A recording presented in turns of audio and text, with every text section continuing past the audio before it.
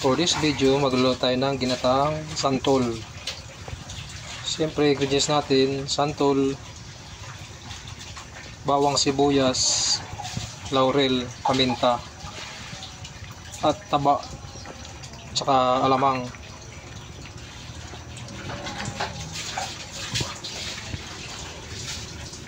Ito pagluto ng ginataang santol.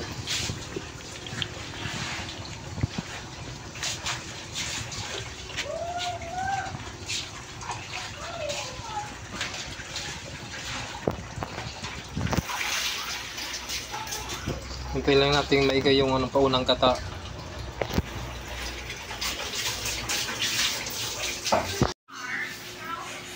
Shoutout sa nagbigay sa akin kanina ng santol. Maraming bunga yung santol dun sa kanila. Ito yung napagkudkurang ko. Kalahati lang yung ginulay natin.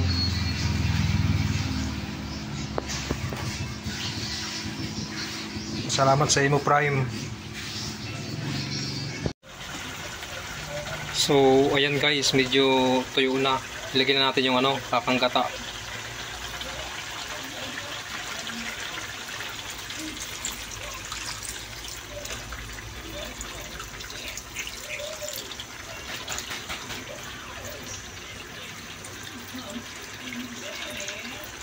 Tandahanin natin para hindi yung sumama yung dumi.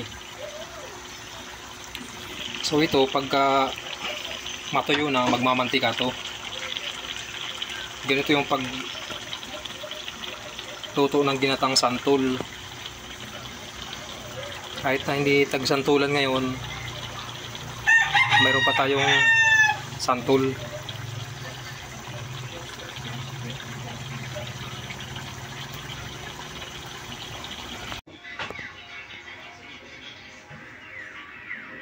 Ito, luto na yung ating ginatang santol.